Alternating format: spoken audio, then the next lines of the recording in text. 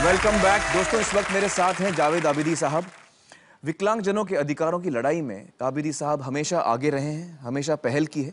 जावेद भाई बहुत बहुत शुक्रिया हमारे साथ जुड़ने का। शुक्रिया। सबसे पहले तो मुझे ये बताइए कि इस वक्त हमारे देश में विकलांगजनों की क्या संख्या है? अनुमानित आंकड़ा भी लगाया जाए 5 से 6% का, तो कम से कम 6 से 7 करोड़ की आबादी विकलांगता से अभावित है। सरकारी आंकड़े क्या कहते हैं? सरकारी आंकड़े तो ये कहते हैं कि विकलांग इस देश में बसते ही नहीं। सरकारी आंकड़े तो आज की तारीख में ये कहते हैं कि केवल 2% भारतीय विकलांगता से अभावित हैं। जबकि मैं ये भी बताऊं कि यूके से अगर आप पूछें, उनका जो ऑफिशियल आंकड़ा है वो 9% का है। अमेरिका का ऑफिशियल आंकड़ा 12% का है। तो ये भारत सरकार से सवाल हमेशा हमारा रहा है कि ये क्या कारण है कि अमेरिका में विकलांग हैं, इंग्लैंड में विकलांग हैं, लेकिन भारत में ऐसा कौन सा मौजज़ा हो गया, ऐसा कौन सा जादू हो गया कि यहाँ पे विकलांग बसते ही नहीं। तो क्यों हम इस गिनती में नहीं आए हैं? सन 2001 तक कभी जनगणना में विकलांगों को गिरने की जरूरत ही नहीं समझी गई, लेकिन अब वो सेंसस में गिनती होना शुरू हो चुकी है। बहुत लंबी लड़ाई के बाद सन 2001 की जनगणना में विकलांगता शामिल की गई। आपको जानकर हैरानी होगी कि हमारे देश की जो पहली 10 पंचवर्षीय योजना थी, उसमें विकलांगता का जिक्र तक नहीं था। 11वीं पंचवर्षीय योजना में पहली बार विकलांगता के ऊपर एक 2 पेज का 3 पेज का कुछ लिखा गया।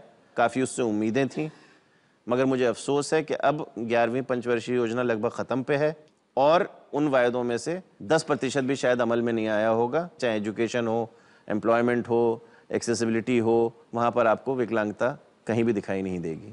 जावेद भाई, कुछ लोग ये भी कह सकते हैं कि भाई हिंदुस्तान में और इतनी तकलीफ़ें हैं, हम उनसे जूझ रहे हैं, तो कहाँ हम अभी विकलांगजनों के बारे में सोच रहे हैं? ये कुछ लोगों का भी इसकी सोच हो सकती है, उनसे आप क्या कहना चाहेंगे? सबसे पहली बात ये कि क्या मैं हिंदुस्तानी नहीं हूँ? मैं आपसे कोई खैरात मांग रहा हूँ, भीख मांग रहा हूँ, एहसान मांग रहा हूँ? मैं ये कह रहा हूँ कि जो अधिकार बाकी सबको हासिल हैं, स्कूल जाने का अधिकार, कॉलेज जाने का अधिकार, यूनिवर्सिटी जाने का अधिकार, नौकरी करने का अधिकार, एक सिनेमा में जाके फिल्म देखने का अधिकार, एक पार्क में जाके खेलने का अधिकार, वही अधिकार मेरा है और मैं अपना अधिकार मांग रहा हूँ। तो ये तो फिर ह्यूमन राइट्स की और डेमोक्रेसी की बात मत करिए। बिल्कुल ठीक। और जबकि आप भी वही टैक्सेस भर रहे हैं जो कि मैं भर रहा हूँ, तो वो सारी सुविधाएं जो मुझे मिल रही वो आपको क्यों ना मिले? जावेद भाई, मुझे बताइए कि सरकार का क्या नज़रिया रहा है विकलांगजनों को लेकर या पॉलिसीज को लेकर, टैक्सेस को लेकर? 6-7 साल पहले की बात है। हमारी नज़र में यह आया कि सोना इंपोर्ट करते हैं तो उस पर कस्टम्स ड्यूटी कोई 12% या 8% हुआ करती थी जी। आर्टिफिशियल ज्वेलरी, कॉस्मेटिक के जो आइटम होते हैं, मेकअप के जो सामान होते हैं, 10%, 12%, 18% के ब्रैकेट में आता है। मगर अगर आप व्हीलचेयर या उससे जुड़ा कोई सामान लाते हैं तो उस पर 30%, 40% की कस्टम्स ड्यूटी।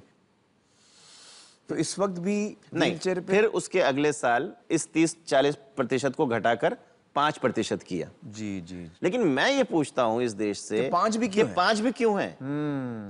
आप एक तरफ तो विकलांग के लिए कुछ भी नहीं कर रहे, ऊपर से उनको टैक्स कर रहे हैं। तो यहां पर एक पॉलिटिकल विल की जो एक कमी जरूरत है।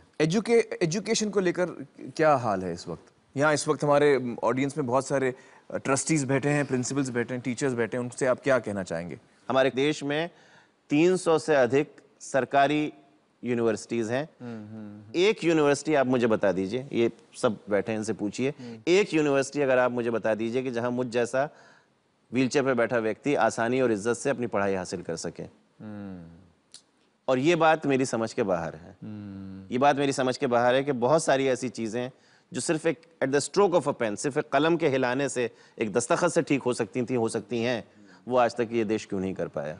क्या कलम में क्या लिखना चाहिए जो इससे हो जाएगा? शिक्षा मंत्री से एक सख्त आदेश निकलवाएं कि 5 साल के अंदर जो उनको ठीक लगे, मैं कहता हूं 10 साल चलिए, सारी यूनिवर्सिटीज को डिसेबल फ्रेंडली होना होगा, नहीं तो उनका जो रिकॉग्निशन है यूजीसी का, जो लाइसेंस है वो विड्रॉ कर लिया जाएगा, रद्द कर दिया जाएगा। अगर आज वो अपना रिकॉग्निशन विड्रॉ कर ले तो इनकी 4 पैसे की औकात नहीं है, कोई पेरेंट अपना बच्चा इनके यहाँ भेजेगा नहीं। मुझे बताइए कि एम्प्लॉयमेंट के क्या स्टैटिस्टिक्स हैं विकलांगजनों को लेकर? हमने देश की 100 बड़ी कंपनियों से एक सवाल पूछा कि आपके यहाँ विकलांग हैं और अगर हैं तो कितने हैं। जी। जो एवरेज रेट ऑफ एम्प्लॉयमेंट निकला वो था 0.4%। आधा % भी नहीं। आधा % भी नहीं।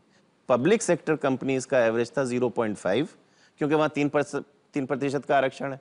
तो देश फैसला करे और इस देश के इकोनॉमिस्ट्स और जो फाइनेंशियल विजर्ड्स हैं वो फैसला करें कि एक तरफ आपकी 5 करोड़ 6 करोड़ आबादी है, विकलांगजनों तो की। आप ये प्रेफर करेंगे कि वो निठल्ले घर पर हाथ पे हाथ धरे बैठे रहें, या आप ये प्रेफर करेंगे कि वो मेन स्ट्रीम का हिस्सा बने, खुद अपनी देखभाल करें, अपनी और लोगों देखभाल की करें, औरों की देखभाल करें। और जाहिर है अगर वो क्या बात 10 रुपए भी कमाएगा, अगर वो 10 रुपए भी कमाएगा तो देश की इकोनॉमी का हिस्सा नहीं है क्या? क्या वो देश को कंट्रीब्यूट नहीं देश कर को रहा? आगे ले जाएगा। तो the choice is very simple really. बिल्कुल बिल्कुल। जावेद भाई बहुत बहुत शुक्रिया हमसे बातचीत करने का। आपने इस मुद्दे पर बहुत सफाई से रोशनी डाली है और मैं आपको एक और चीज़ कहना चाहूँगा कि ये जो लड़ाई है आपकी, इसमें हम भी आपके साथ हैं और ये सिर्फ आपकी या विकलांगजनों की लड़ाई नहीं है, बल्कि ये हर हिंदुस्तानी की लड़ाई है और होनी भी चाहिए। Thank you. बहुत बहुत शुक्रिया। बहुत बहुत